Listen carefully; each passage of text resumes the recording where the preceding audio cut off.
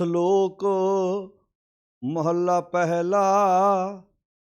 ਪੁਰਖਾਂ ਬਿਰਖਾਂ ਤੀਰਥਾਂ, ਤਟਾਂ ਮੇਘਾਂ ਖੇਤਾਂ, ਦੀਪਾਂ ਲੋਆਂ ਮੰਡਲਾਂ, ਹੰਡਾਂ ਵਰ ਭੰਡਾਂ, ਅੰਡਜ ਜੇਰਜ ਉਤਪਜਾਂ, ਖਾਣੀ ਸੇਤ ਜਾਂ, ਸੋ ਮਿਤ ਜਾਣੈ ਨਾਨਕਾ, ਸਰਾਂ ਮੇਰਾ ਜੰਤਾਂ, ਨਾਨਕ ਜੰਤ ਉਪਾਇ ਕੈ, ਹਮਾਲੇ ਸਭਨਾ, ਜਿਨ ਕਰਤੈ ਕਰਨਾ ਕੀਆ, ਚਿੰਤਾ ਪੇ ਕਰਨੀ ਤਾ, ਸੋ ਕਰਤਾ ਚਿੰਤਾ ਕਰੇ, ਜਿਨ ਉਪਾਇਆ ਜਗ, ਤਿਸ ਜੁਹਾਰੀ ਸਵਸਤ ਤਿਸ, ਤਿਸ ਦੀਵਾਨ ਅਭਗ, ਨਾਨਕ ਸੱਚੇ ਨਾਮ ਬਿਨ, ਕਿਆ ਟਿੱਕਾ ਕਿਆ ਤਗ। ਵਾਹਿਗੁਰੂ ਜੀ ਕਾ ਖਾਲਸਾ, ਵਾਹਿਗੁਰੂ ਜੀ ਕੀ ਫਤਿਹ। ਗੁਰੂ ਪਿਆਰੀ ਸਾਧ ਸੰਗਤ ਜੀ, ਸਿੱਖ ਧਰਮ ਦੇ ਬਾਨੀ ਧੰਨ ਗੁਰੂ ਨਾਨਕ ਸਾਹਿਬ ਸੱਚੇ ਪਾਤਸ਼ਾਹ ਤਿੰਨਾਂ ਦੀ ਰਸਨਾ ਤੋਂ ਉਚਾਰਨ ਕੀਤੀ ਹੋਈ ਵਾਰ ਜੋ ਰਾਗ ਆਸਾ ਦੇ ਵਿੱਚ ਹੈ, ਜਿਸ ਦੀ ਆਪਾਂ ਲੜੀਵਾਰ ਵਿਚਾਰ ਸਾਂਝੀ ਕਰਦੇ ਆ ਰਹੇ ਹਾਂ। ਤੇ ਇਸ ਲੜੀ ਦੇ ਤਹਿਤ ਆਪਾਂ ਕੱਲ ਤੱਕ 8 ਨੰਬਰ ਪੌੜੀ ਤੱਕ ਵਿਚਾਰ ਸਾਂਝੇ ਕਰ ਚੁੱਕੇ ਹਾਂ। ਅੱਜ ਆਪਾਂ 8 ਨੰਬਰ ਪੌੜੀ ਦੇ ਨਾਲ ਜਿਹੜੇ 2 ਸ਼ਲੋਕ ਆਏ ਨੇ, ਉਹਨਾਂ ਸ਼ਲੋਕਾਂ ਵਿੱਚੋਂ ਪਹਿਲੇ ਸ਼ਲੋਕ ਦਾ ਪਾਠ ਬੜੇ ਪਿਆਰ ਨਾਲ ਸਰਵਣ ਕੀਤਾ ਹੈ। ਸਾਧ ਸੰਗਤ ਜੀ, ਗੁਰਦੇਵ ਪਿਤਾ ਮਹਾਰਾਜ ਜੀ ਨੇ ਅਕਾਲ ਪੁਰਖ ਵਾਹਿਗੁਰੂ ਦੀ ਰਚੀ ਹੋਈ ਇਹ ਬੇਅੰਤ ਕੁਦਰਤ ਬਾਰੇ ਸੰਸਾਰ ਦੇ ਵੱਖ-ਵੱਖ ਲੋਕ ਜਿਹੜੇ ਅੰਦਾਜ਼ੇ ਲਾਉਂਦੇ ਸਨ ਜਾਂ ਅੰਤ ਪਾਉਣ ਦਾ ਯਤਨ ਕਰਦੇ ਸਨ, ਗੁਰਦੇਵ ਜੀ ਨੇ ਬਹੁਤ ਸੋਹਣੇ ਤਰੀਕੇ ਨਾਲ, ਬਹੁਤ ਢੁਕਵੇਂ ਸ਼ਬਦਾਂ ਦੇ ਨਾਲ ਇਸ ਗੱਲ ਦਾ ਖੁਲਾਸਾ ਕੀਤਾ ਹੈ ਕਿ ਉਹ ਖੁਦ ਆਪ ਜਾਣਦਾ ਹੈ ਜਿਸ ਨੇ ਕਾਇਨਾਤ ਨੂੰ ਆਪ ਸਿਰਜੇ। ਇਹ ਭਾਈ, ਤੂੰ ਆਪਣੀ ਜ਼ਿੰਦਗੀ ਦਾ ਇਹ ਮਨੋਰਥ ਨਾ ਬਣਾ ਲਈ ਕਿ ਮੈਂ ਉਸ ਦਾ ਅੰਤ ਪਾਉਣਾ ਹੈ, ਕਿਉਂਕਿ ਇੱਥੇ ਅੰਤ ਪਾਉਣ ਵਾਲੇ ਅਖੀਰ ਹਾਰ ਗਏ, ਥੱਕ ਗਏ। ਅੰਤ ਪਾਉਣਾ ਤੇ ਬਹੁਤ ਦੂਰ ਦੀ ਗੱਲ ਹੈ, ਉਸ ਬਾਰੇ ਅੰਦਾਜ਼ਾ ਲਾਉਣਾ ਵੀ ਬਹੁਤ ਵੱਡੀ ਗੱਲ ਹੈ।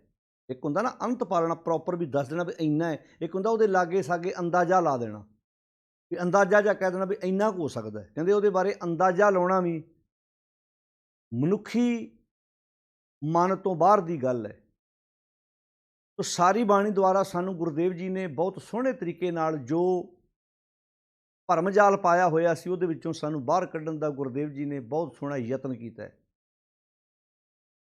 ਜਿਵੇਂ ਆਪਾਂ ਪੌੜੀ ਵਿੱਚ ਸਰਵਣ ਕਰ ਚੁੱਕੇ ਹਾਂ, ਗੁਰਦੇਵ ਜੀ ਨੇ ਕਹਿਤਾ ਵੀ ਹੇ ਜੀਵ, ਤੂੰ ਇਸ ਜਗਤ ਵਿੱਚ ਕਾਹਦੇ ਲਈ ਆਇਆ ਹੈ। ਮੂਰਖ ਬੰਦਾ ਜਿਹੜਾ ਉਹ ਸੱਚ ਦੀ ਕਦਰ ਨਹੀਂ ਜਾਣਦਾ। ਮੂਰਖ ਸੱਚ ਨਾ ਜਾਣਨੀ, ਮਨ ਮੁਖੀ ਜਨਮ ਗਵਾਇਆ। ਮਨ ਦੇ ਪਿੱਛੇ ਤੁਰਨ ਵਾਲਾ ਮਨੁੱਖ ਆਪਣਾ ਜਨਮ ਵਿਅਰਥ ਗਵਾਉਂਦਾ ਹੈ। ਵਿੱਚ ਦੁਨੀਆ ਕਾਹੇ ਆਇਆ, ਦੁਨੀਆ ਵਿੱਚ ਕੀ ਲੈਣ ਆਇਆ, ਇਹਦਾ ਮਕਸਦ ਕੀ ਹੈ, ਕਾਹਦੀ ਪ੍ਰਾਪਤੀ ਲਈ ਆਇਆ ਹੈ, ਇਹ ਉਹ ਟੀਚਾ ਆਪਣੀ ਜ਼ਿੰਦਗੀ 'ਚੋਂ ਬੁਝਾ ਦਿੰਦਾ ਹੈ। ਤਾਂ ਪਾਤਸ਼ਾਹ ਜੀ ਨੇ ਇਸ ਸ਼ਲੋਕ ਵਿੱਚ ਬਹੁਤ ਪਿਆਰੇ ਵਿਚਾਰ ਬਖਸ਼ਿਸ਼ ਕੀਤੇ ਨੇ। ਗੁਰਦੇਵ ਮਹਾਰਾਜ ਸਮਝਾਉਂਦੇ ਨੇ, ਤਿਸ ਜੁਹਾਰੀ, ਜੁਹਾਰੀ ਦਾ ਅਰਥ ਹੈ ਨਮਸਕਾਰ, ਪ੍ਰਣਾਮ। ਮੇਰੀ ਨਮਸਕਾਰ ਉਸ ਪ੍ਰਮਾਤਮਾ ਨੂੰ ਹੈ, ਕਹਿਣਗੇ ਜਿਹੜਾ ਪ੍ਰਮਾਤਮਾ ਹਮੇਸ਼ਾ ਹੈ। ਅਭਗ ਭਾਵ ਜਿਹੜਾ ਨਾਸ਼ ਤੋਂ ਰਹਿਤ ਹੈ। ਤਿਸ ਜੁਹਾਰੀ ਸਵਸਤ ਤਿਸ, ਸਵਸਤ ਦਾ ਅਰਥ ਹੁੰਦਾ ਜਿਹੜਾ ਸਦਾ ਅਟਲ ਹੈ, ਜਿਹਦੀ ਸਦਾ ਹੀ ਜੈ ਹੈ। ਅਟਲ ਉਹ ਹੀ ਹੋਏਗਾ ਜਿਹੜਾ ਨਾਸ਼ ਤੋਂ ਰਹਿਤ ਹੋਏਗਾ, ਅਟਲ ਉਹ ਹੀ ਹੋਏਗਾ ਜਿਹੜਾ ਜੂਨਾਂ ਤੋਂ ਰਹਿਤ ਹੋਏਗਾ। ਤਿਸ ਜੁਹਾਰੀ ਸਵਸਤ ਤਿਸ ਤਿਸ ਦੀਵਾਨ, ਦੀਵਾਨ ਦਾ ਅਰਥ ਹੈ ਆਸਰਾ, ਦੀਵਾਨ ਵੀ ਉਹਦਾ ਹੀ ਹੈ, ਆਸਰਾ ਵੀ ਉਹਦਾ ਹੀ ਹੈ। ਤਿਸ ਦੀਵਾਨ ਅਭੰਗ, ਭੰਗ ਦਾ ਅਰਥ ਹੁੰਦਾ ਹੈ ਨਾਸ਼, ਅਭੰਗ ਜਿਹੜਾ ਨਾਸ਼ ਤੋਂ ਰਹਿਤ ਹੈ। ਪਾਤਸ਼ਾਹ ਇੱਥੇ ਬੜੇ ਪਿਆਰੇ ਤਰੀਕੇ ਨਾਲ ਸਮਝਾਉਂਦੇ ਨੇ, ਮੇਰੀ ਨਮਸਕਾਰ ਉਸ ਨੂੰ ਹੈ ਜਿਹੜਾ ਨਾਸ਼ ਤੋਂ ਰਹਿਤ ਹੈ, ਮੇਰਾ ਵੀ ਮੈਂ ਉਹਦਾ ਆਸਰਾ ਲੈਣਾ ਜਿਹੜਾ ਹਮੇਸ਼ਾ ਹੈ, ਅਟਲ ਹੈ, ਸਦੀਵ ਹੈ। ਨਾਨਕ ਸੱਚੇ ਨਾਮ ਬਿਨ, ਇਹ ਨਾਨਕ ਸੱਚੇ ਨਾਮ ਤੋਂ ਬਿਨਾਂ, ਸੱਚ ਤੋਂ ਬਿਨਾਂ, ਜਿਵੇਂ ਆਪਾਂ ਪੌੜੀ ਵਿੱਚ ਪਹਿਲਾਂ ਸਾਂਝਾ ਕਰ ਚੁੱਕੇ ਹਾਂ ਵਿਚਾਰ, ਕਿ ਉਹ ਸੱਚ ਦੇ ਪ੍ਰਕਾਸ਼ ਤੋਂ ਬਿਨਾਂ, ਸੱਚ ਦੀ ਵਿਚਾਰ ਤੋਂ ਬਿਨਾਂ, ਸੱਚੇ ਨਾਮ ਤੋਂ ਬਿਨਾਂ, ਨਾਨਕ ਸੱਚੇ ਨਾਮ ਬਿਨ ਕਿਆ ਟਿੱਕਾ ਕਿਆ ਤੱਗ। ਹੁਣ ਟਿੱਕਾ ਕੌਣ ਲਾਉਂਦਾ ਹੈ ਤੇ ਤੱਗ ਕੌਣ ਪਾਉਂਦਾ, ਜਨੇਊ ਕੌਣ ਪਾਉਂਦਾ, ਆਪਾਂ ਨੂੰ ਸਾਰਿਆਂ ਨੂੰ ਪਤਾ ਹੈ। ਵਿਪਰ ਧਾਗਾ ਵੀ ਪਾਉਂਦਾ, ਜਨੇਊ ਵੀ ਪਾਉਂਦਾ ਤੇ ਵਿਪਰ ਟਿੱਕੇ ਵੀ ਲਾਉਂਦਾ। ਹੁਣ ਇਹ ਵਿਪਰ ਨੂੰ ਇਹ ਗੱਲ ਕਿਉਂ ਮਹਾਰਾਜ ਕਿਉਂ ਕਹਿ ਰਹੇ ਨੇ? ਇਹਦਾ ਅਰਥ ਵਿਪਰ ਜ਼ਿੰਦਗੀ ਨੂੰ ਸਹੀ ਤਰੀਕੇ ਨਾਲ ਜਿਉਣ ਦੀ ਬਜਾਏ ਤਨ ਨੂੰ ਧਰਮੀ ਬਣਾਉਣ ਤੇ ਸਭ ਤੋਂ ਵੱਧ ਜ਼ੋਰ ਦਿੰਦਾ ਸੀ। ਅੱਗੇ ਜਾ ਕੇ ਇਸ ਬਾਣੀ ਵਿੱਚ ਆਪਾਂ ਅੱਗੇ ਸਮਝਦੇ ਜਾਵਾਂਗੇ। ਗੁਰਦੇਵ ਜੀ ਨੇ ਕਿਹਾ ਇੱਕ ਉਹ ਵਿਅਕਤੀ ਜਿਹੜਾ ਤਨ ਤੇ ਜ਼ੋਰ ਦੇ ਰਿਹਾ, ਤਨ ਨੂੰ ਤਰ੍ਹਾਂ ਤਰ੍ਹਾਂ ਦੇ ਕਸ਼ਟ ਦੇ ਰਿਹਾ, ਸਰੀਰ ਤੇ ਸੁਆਹ ਮਲ ਰਿਹਾ, ਜੜਾਵਾਂ ਵਧਾ ਰਿਹਾ ਹੈ, ਧੂਣੀਆਂ ਤਪਾ ਰਿਹਾ ਹੈ, ਪੁੱਠੇ ਲਟਕ ਰਿਹਾ ਹੈ, ਲੋਕਾਂ ਤੇ ਪ੍ਰਭਾਵ ਪਵੇ। ਇੱਥੇ ਬੜਾ ਕੁਝ ਹੋਇਆ। ਧਿਆਨ ਨਾਲ ਸੁਣਿਓ, ਇੱਥੇ ਕੋਈ ਨੰਗੇ ਪੈਰੀ ਬੰਦਾ ਤੁਰਿਆ ਫਿਰਦਾ ਹੋਵੇ ਨਾ, ਤੇ ਲੋਕ ਤਰਸ ਕਰਕੇ ਉਹਨੂੰ ਕੋਈ ਜੁੱਤੀ, ਜੋੜਾ, ਕੋਈ ਚੱਪਲ ਲੈ ਕੇ ਦਿੰਦੇ ਨੇ ਵੀ ਇਹਦੇ ਨੰਗੇ ਪੈਰੀ ਹੈ। ਪਰ ਧਰਮ ਦੇ ਨਾਂ ਤੇ ਜੇ ਕੋਈ ਨੰਗੇ ਪੈਰੀ ਜੁੱਤੀ ਹੋਣ ਦੇ ਬਾਵਜੂਦ ਤੁਰਦਾ, ਲੋਕ ਪੈਰਾਂ ਤੇ ਮੱਥੇ ਟੇਕਦੇ ਨੇ। ਵੇਖੋ ਕਿੰਨੀ ਕਮਾਲ ਦੀ ਗੱਲ ਹੈ ਵੀ ਇੱਥੇ ਕਿਸੇ ਬੰਦੇ ਕੋਲ ਪੈਰੀ ਪਾਉਣ ਲਈ ਜੋੜਾ ਨਾ ਹੋਵੇ ਤੇ ਉਹਨੂੰ ਕਹਿੰਦੇ ਨੇ ਇਹਨੂੰ ਜੁੱਤੀ ਲੈ ਦਿਓ, ਨੰਗੇ ਪੈਰੀ ਤੁਰਦਾ ਹੈ। ਪਰ ਇੱਕ ਬੰਦੇ ਦੇ ਕੋਲ ਜੁੱਤੀ ਹੈਗੀ ਹੈ, ਜੋੜਾ ਪਾਉਣ ਲਈ ਹੈਗਾ, ਪਰ ਧਰਮ ਦੇ ਨਾਂ ਤੇ ਨੰਗੇ ਤੁਰ ਰਿਹਾ, ਨੰਗੇ ਪੈਰੀ ਤੁਰ ਰਿਹਾ। ਲੋਕ ਕਹਿੰਦੇ ਬੜਾ ਭਲਾ ਕੰਮ ਹੈ। ਖੈਰ ਗੁਰੂ ਪਾਤਸ਼ਾਹ ਜੀ ਇੱਥੇ ਵਿਚਾਰ ਜਿਹੜੀ ਬਖਸ਼ਿਸ਼ ਕਰ ਰਹੇ ਨੇ ਬਾ ਕਮਾਲ ਹੈ। ਗੁਰਦੇਵ ਜੀ ਇੱਥੇ ਬਹੁਤ ਸੋਹਣੇ ਤਰੀਕੇ ਨਾਲ ਸਮਝਾ ਰਹੇ ਨੇ। ਨਾਨਕ ਸੱਚੇ ਨਾਮ ਬਿਨ, ਇਹ ਨਾਨਕ ਸੱਚੇ ਨਾਮ ਤੋਂ ਬਿਨਾਂ ਕਿਆ ਟਿੱਕਾ ਕਿਆ ਤੱਗ। ਆਪਾਂ ਅਗਲੇ ਸਲੋਕ, ਕਿਉਂਕਿ ਜਿਹੜੇ ਦੋਨੋਂ ਸਲੋਕ ਨੇ, ਦੋਨਾਂ ਸਲੋਕਾਂ ਦੀ ਵਿਚਾਰ ਆਪਸ ਵਿੱਚ ਬਹੁਤ ਮਿਲਦੀ ਹੈ ਪੌੜੀਆਂ ਦੇ ਨਾਲ। ਅੱਗੇ ਜਾ ਕੇ ਆਪਾਂ ਵਿਚਾਰਾਂਗੇ ਵੀ ਇੱਥੇ ਕਿਹੜੇ ਕਿਹੜੇ ਲੱਖ ਨੇਕੀਆਂ ਚੰਗਿਆਈਆਂ, ਲੱਖ ਪੁੰਨਾ ਪ੍ਰਵਾਨ। ਉਸ ਸਲੋਕ ਵਿੱਚ ਆਪਾਂ ਅੱਗੇ ਜਾ ਕੇ ਵਿਚਾਰ ਕਰਾਂਗੇ ਵੀ ਇੱਥੇ ਲੋਕ ਜੁੱਤੀ ਪਾਉਣ ਲਈ ਨਾ ਮਿਲੇ, ਕਹਿੰਦੇ ਤਰਸ ਕਰੋ ਤੇ ਇਹਨੂੰ ਕੋਈ ਜੁੱਤੀ ਲੈ ਕੇ ਦਿਓ, ਪਰ ਧਰਮ ਦੇ ਨਾਂ ਤੇ ਬੰਦਾ ਕੋਈ ਜੁੱਤੀ ਹੋਣ ਦੇ ਬਾਵਜੂਦ ਨੰਗੇ ਪੈਰੀ ਤੁਰੇ, ਕਹਿੰਦੇ ਇਹਦੇ ਪੈਰਾਂ ਤੇ ਮੱਥਾ ਟੇਕੋ ਤੇ ਧਰਮੀ ਬੜਾ ਵਾ। ਫਿਰ ਜੇ ਜੁੱਤੀ ਨਾ ਪਾਉਣ ਕਰਕੇ ਧਰਮੀ ਹੈ ਤੇ ਹਜ਼ਾਰਾਂ ਲੋਕਾਂ ਦੇ ਪੈਰੀ ਪਾਉਣ ਲਈ ਜੋੜਾ ਹੀ ਨਹੀਂ, ਉਹ ਤੇ ਵੱਡੇ ਧਰਮੀ ਹੋਏ। ਫਿਰ ਇਹ ਆਪਾਂ ਅਗਲੇ ਸਲੋਕ ਵਿੱਚ ਵਿਚਾਰ ਕਰਾਂਗੇ, ਇਹਦੇ ਨਾਲ ਜੁੜਦੀ। ਹੁਣ ਆਪਾਂ ਇੱਥੇ ਧਿਆਨ ਦਈਏ ਕਿ ਨਾਨਕ ਸੱਚੇ ਨਾਮ ਬਿਨ, ਹੇ ਨਾਨਕ ਸੱਚੇ ਨਾਮ ਤੋਂ ਬਿਨਾਂ ਕਿਆ ਟਿੱਕਾ। ਕੁਐਸਚਨ ਲਾਤਾ, ਕੁਐਸਚਨ ਮਾਰਕ ਹੈ, ਸਵਾਲੀਆ ਚਿੰਨ੍ਹ ਹੈ। ਕਿਆ ਟਿੱਕਾ ਕਿਆ ਤੱਗ, ਕੀ ਧਾਗਾ ਤੇ ਕੀ ਟਿੱਕਾ। ਮੱਥੇ ਤੇ ਟਿੱਕਾ ਲਾਉਂਦਾ ਸੀ ਨਾ ਉਹ। ਕਿਆ ਟਿੱਕਾ ਕਿਆ ਤੱਗ। ਪਾਤਸ਼ਾਹ ਜੀ ਨੇ ਕਿਉਂ ਜ਼ੋਰ ਦਿੱਤਾ? ਗੁਰਦੇਵ ਜੀ ਨੇ ਬਾਣੀ ਵਿੱਚ ਬਹੁਤ ਥਾਵਾਂ ਤੇ ਭਗਤ ਕਬੀਰ ਜੀ ਵਰਗੇ ਯੋਧੇ ਕਾਂਸ਼ੀ ਦੇ ਗੜ੍ਹ 'ਚ ਪੈਦਾ ਹੋ ਕੇ ਅੱਖਾਂ 'ਚ ਅੱਖਾਂ ਪਾ ਗੱਲ ਕਰਦੇ ਨੇ। ਪੰਡਿਆ ਕਵਨ ਕੁਮਤ ਤੁਮ ਲਾਗੇ, ਕਿਹੜੀ ਕੁਮਤ ਵਿੱਚ ਪਿਆ ਹੋਇਆ ਤੂੰ? ਪੰਡਿਆ ਕਵਨ ਕੁਮਤ ਤੁਮ ਲਾਗੇ, ਬੂਢੋਗੇ ਪਰਿਵਾਰ ਸਗਲ ਸਿਓ, ਬੂਢੋਗੇ ਪਰਿਵਾਰ ਸਗਲ ਸਿਓ। ਰਾਮ ਨਾ ਜਪੋ ਅਭਾਗੇ, ਇਹ ਅਭਾਗਿਆ ਤੂੰ ਰਾਮ ਨਹੀਂ ਜਪਦਾ। ਕਿਹੜਾ ਰਾਮ? ਰਮਿਆ ਹੋਇਆ। ਰਾਮ ਦਾ ਅਰਥ ਜਿਹੜਾ ਰਮਿਆ ਹੋਇਆ, ਜਿਹੜਾ ਕਣ ਕਣ 'ਚ ਵਸਦਾ ਹੈ। ਪੰਡਿਆ ਕਵਨ ਕੁਮਤ ਤੋਂ, ਹੁਣ ਪਾਂਡਾ ਤੇ ਲੋਕਾਂ ਨੂੰ ਸਿੱਧੇ ਰਸਤੇ ਪਾਉਂਦਾ ਸੀ। ਇੱਥੇ ਭਗਤ ਕਬੀਰ ਜੀ ਪਾਂਡੇ ਦੀ ਕਲਾਸ ਲਾ ਕੇ ਬੈਠੇ ਨੇ। ਇੱਥੇ ਲੋਕ ਪਾਂਡਿਆਂ ਨੂੰ ਗੁਰੂ ਆਂਦੇ ਸੀ, ਇੱਥੇ ਅੱਜ ਵੀ ਹੈ ਨਾ। ਇੱਥੇ ਬੜੇ ਬੜੇ ਬਿਜ਼ਨਸਮੈਨ, ਬੜੇ ਬੜੇ ਪੁਲਿਸ ਅਫਸਰ, ਬੜੇ ਬੜੇ ਮਿਨਿਸਟਰ ਪਾਂਡਿਆਂ ਦੇ ਪੈਰਾਂ 'ਚ ਨਹੀਂ ਜਾ ਕੇ ਪੈਂਦੇ। ਭਗਤ ਕਬੀਰ ਜੀ ਵਰਗੇ ਉਹਨਾਂ ਦੇ ਮੁਤਾਬਕ ਸਧਾਰਨ ਪਰਿਵਾਰਾਂ 'ਚ ਪੈਦਾ ਹੋਏ। ਉਹ ਜਿੱਦਾਂ ਪੰਡਤ ਦੀ ਕਲਾਸ ਇੱਦਾਂ ਹੋ ਲਓ ਵੀ ਇੱਕ ਬੰਨੇ ਇੱਕ ਟੀਚਰ ਸਟੂਡੈਂਟ ਨੂੰ ਪੜ੍ਹਾ ਰਿਹਾ, ਕੋਈ ਟੀਚਰ ਦੀ ਕਲਾਸ ਲਾ ਦੇਵੇ। ਪੰਡਿਆ ਕਮਨ ਕੁਮਤ ਤੁਮ ਲਾਗੇ, ਬੂਢੋਗੇ ਪਰਿਵਾਰ ਸਕਲ ਸੇ। ਹੁਣ ਪਰਿਵਾਰ ਅੰਦਰੂਨੀ ਵੀ ਹੁੰਦਾ ਹੈ ਤੇ ਪਰਿਵਾਰ ਬਹਿਰੂਨੀ ਵੀ ਹੁੰਦਾ ਹੈ। ਜਦੋਂ ਡੁੱਬਦਾ ਹੈ ਤੇ ਪਰਿਵਾਰ ਦੋਵੇਂ ਡੁੱਬਦੇ ਨੇ। ਜਦੋਂ ਅੰਦਰਲਾ ਪਰਿਵਾਰ ਡੁੱਬੂ, ਅੰਦਰਲਾ ਪਰਿਵਾਰ ਕਿਹੜਾ ਹੈ? ਸਾਡੇ ਕਰਮ ਇੰਦਰੀ ਗਿਆਨ, ਇਹ ਮਨ ਦਾ ਪਰਿਵਾਰ ਹੈ। ਇਹ ਮਨ ਦਾ ਟੱਬਰ ਹੈ। ਅੱਖਾਂ, ਕੰਨ, ਨਾਸਾਂ, ਜ਼ੁਬਾਨ, ਜੋ ਸਾਡੇ ਕਰਮ ਇੰਦਰੀ, ਗਿਆਨ ਇੰਦਰੀ ਨੇ, ਇਹ ਡੁੱਬਣਗੇ ਜਦੋਂ ਬੰਦਾ ਗਲਤ ਰਸਤੇ ਪਵੇਗਾ। ਇਹ ਪਰਿਵਾਰ, ਸਰੀਰ ਵਾਲਾ ਪਰਿਵਾਰ, ਮਨ ਦਾ ਪਰਿਵਾਰ, ਇਹ ਡੁੱਬਣੋਂ ਬਚ ਨਹੀਂ ਸਕਦਾ। ਤੇ ਬਾਹਰ ਵਾਲਾ ਪਰਿਵਾਰ ਕਿਹੜਾ? ਜਿਹੜਾ ਚੁਗਿਰਦੇ 'ਚ ਵੱਸਦਾ ਹੈ। ਹੁਣ ਇਹ ਆਪਾਂ ਕਹਾਂਗੇ, ਵੇਖੋ ਜੀ, ਹੁਣ ਮੰਨ ਲਓ ਕਿਸੇ ਪੰਡਤ ਦਾ ਬਾਹਰਲਾ ਪਰਿਵਾਰ ਹੋਵੇ, ਇਹਨਾਂ ਨੇ ਵਿਆਹ ਹੀ ਨਾ ਕਰਾਇਆ ਹੋਵੇ, ਜਿਵੇਂ ਬਾਬੇ ਸਾਡੇ ਕਈ ਛੜੇ ਹੁੰਦੇ ਨੇ, ਉਹਦਾ ਪੰਡਤ ਛੜਾ ਹੀ ਹੋਵੇ, ਤੇ ਉੱਤੇ ਇਸ ਲੋਕ ਢੁਕਦਾ ਨਹੀਂ। ਇੱਥੇ ਪਰਿਵਾਰ ਦਾ ਮਤਲਬ ਹੁੰਦਾ ਹੈ ਜਿਹੜਾ ਉਹਦੇ ਚੁਗਿਰਦੇ ਵਸਦੇ ਨੇ। ਜੇ ਪੁੱਤ ਨਹੀਂ ਹੈਗੇ ਤੇ ਚੇਲੇ ਹੈਗੇ, ਹੈਗਾ ਤੇ ਹੈ ਨਾ ਕੁਝ ਨਾ ਕੁਝ, ਕੋਈ ਗੜਵਾ, ਕੋਈ ਕਮੰਡਲ ਚੱਕਣ ਵਾਲਾ ਨਾਲ ਤੇ ਹੈ ਹੀ ਹੈ ਨਾ। ਗ੍ਰਸਤੀ ਦੇ ਪੁੱਤ ਬੱਚੇ ਹੋ ਸਕਦੇ ਆ, ਉਹਦਾ ਟੱਬਰ ਉਹ ਹੋ ਸਕਦਾ, ਉਹਦਾ ਪਰਿਵਾਰ ਹੋ ਸਕਦਾ, ਤਿਆਗੀ ਦਾ ਪਰਿਵਾਰ ਇਹ ਹੋ ਸਕਦਾ। ਹੁਣ ਬਾਣੀ ਤੇ ਸਾਰਿਆਂ ਤੇ ਕਹੂਗੀ, ਇਹ ਤੇ ਸਾਰਿਆਂ ਦੇ ਬਰਾਬਰ ਉਪਦੇਸ਼ ਹੈ ਬਾਣੀ ਦਾ। ਇਸ ਲਈ ਕਿਹਾ, ਪੰਡਿਆ ਕਮਨ ਕੁਮਤ ਤੁਮ ਲਾਗੇ। ਕਿਹੜੇ ਕੁਮਤ 'ਚ ਪਿਆ ਏ? ਨਾਨਕ ਸੱਚੇ ਨਾਮ ਬਿਨ ਕਿਆ ਟਿੱਕਾ ਕਿਆ ਤੱਗ। ਉਹ ਟਿੱਕਾ ਤੇ ਧਾਗਾ ਜਨੇਊ ਪਾ ਕੇ ਬੈਠਾ ਸੀ ਲੋਕਾਂ ਤੇ ਧਰਮੀ ਹੋਣ ਦਾ ਪ੍ਰਭਾਵ ਪਾਉਣ ਲਈ। ਤੇ ਇੱਥੇ ਭਗਤ ਕਬੀਰ ਜੀ ਵਰਗੇ ਯੋਧੇ ਉਹਦੀ ਕਲਾਸ ਲਾ ਰਿਹਾ, ਕਹਿੰਦੇ ਪੰਡਿਆ ਕਮਨ ਕੁਮਤ ਤੁਮ ਲਾਗੇ, ਬੂਢੋਗੇ ਪਰਿਵਾਰ ਸਕਲ ਸਿਓ। ਡੁੱਬ ਜਾਏਗਾ ਆਪਣੇ ਪਰਿਵਾਰ ਸਮੇਤ। ਅੰਦਰੂਨੀ ਤੇਰਾ ਅੰਦਰਲਾ ਪਰਿਵਾਰ ਵੀ ਡੁੱਬੂ, ਤੇਰਾ ਬਾਹਰਲਾ ਪਰਿਵਾਰ ਡੁੱਬੂ। ਕਿਉਂ ਡੁੱਬੂ? ਕਿਉਂਕਿ ਜਦੋਂ ਤੂੰ ਪੁੱਠੇ ਬੰਨੇ ਪਿਆ, ਤੇਰੇ ਜਿਹੜੇ ਪਾਸੇ ਵਸਣ ਵਾਲੇ ਚੇਲੇ ਉਹ ਕਿਉਂ ਨਾ ਪੁੱਠੇ ਬੰਨੇ ਪੈਣਗੇ। ਕਿ ਅੰਧਾ ਆਗੂ ਜੇ ਥੀ ਸਭ ਸਾਥ ਮਾਵੇ। ਜੇ ਆਗੂ ਅੰਨਾ ਹੋਏਗਾ ਤੇ ਪਿੱਛੇ ਤੁਰਨ ਵਾਲੇ ਕਿੱਦਾਂ ਸਜਾਖੀ ਹੋ ਸਕਦੇ ਆ। ਪੰਡਿਆ ਕਮਨ ਕੁਮਤ ਤੁਮ ਲਾਗੇ, ਬੂਢੋਗੇ ਪਰਿਵਾਰ ਸਕਲ ਸਿਓ। ਰਾਮ ਨ ਜਪੋ ਅਭਾਗੇ। ਕਹਿੰਦੇ ਵੇਦ ਪੁਰਾਨ ਪੜ੍ਹੇ ਕਾ ਕਿਆ ਗੁਣ। ਵੇਦ ਪੁਰਾਨ ਪੜ੍ਹੇ ਕਾ ਕਿਆ ਗੁਣ। ਗੁਣ ਦਾ ਅਰਥ ਕੀ ਫਾਇਦਾ ਹੋਇਆ? ਧਾਰਮਿਕ ਗ੍ਰੰਥ ਵੇਦ ਪੁਰਾਣ ਪੜ੍ਹਨ ਦਾ ਕੀ ਫਾਇਦਾ ਹੋਇਆ? ਜੇ ਤੇਰੇ ਮਨ ਵਿੱਚ ਸੱਚ ਦੀ, ਜੇ ਤੇਰੇ ਅੰਦਰ ਸੱਚ ਦੀ ਵਿਚਾਰ ਨਹੀਂ ਟਿਕੀ, ਤੇਰਾ ਜੀਵਨ, ਕਿਰਦਾਰ, ਕਰੈਕਟਰ ਨਹੀਂ ਉੱਚਾ ਬਣਿਆ। ਵੇਦ ਪੁਰਾਨ ਪੜ੍ਹੇ ਕਾ ਕਿਆ ਗੁਣ, ਖਰ ਚੰਦਨ ਜਸ ਭਾਰਾ। ਇਹ ਤੇ ਇਦਾਂ ਵਾ ਜਿਵੇਂ ਖੋਤੇ ਉੱਤੇ ਚੰਦਨ ਲੱਦਿਆ ਹੋਵੇ। ਹੁਣ ਖੋਤੇ ਉੱਤੇ ਚੰਦਨ ਲੱਦਿਆ ਹੋਵੇ ਤੇ ਖੋਤੇ ਨੂੰ ਤੁਸੀਂ ਕਹੋ, ਤੈਨੂੰ ਪਤਾ ਤੇਰੇ ਤੇ ਕਿੱਡੀ ਮਹਿੰਗੀ ਚੀਜ਼ ਲੱਦੀ ਹੈ, ਉਹਨੇ ਤੇ ਭਾਰ ਹੀ ਚੱਕਣਾ। ਚੰਦਨ ਲਾ ਦੋ, ਇੱਟਾਂ ਲਾ ਦੋ, ਲੱਕੜਾਂ ਲਾ ਦੋ, ਉਹਨੂੰ ਕੀ ਫਰਕ ਪੈਣਾ? ਉਹਨੂੰ ਕੀ ਪਤਾ ਹੈ? ਹੁਣ ਇਹ ਗੱਲ ਕਿੱਡੀ ਵੱਡੀ ਹੈ।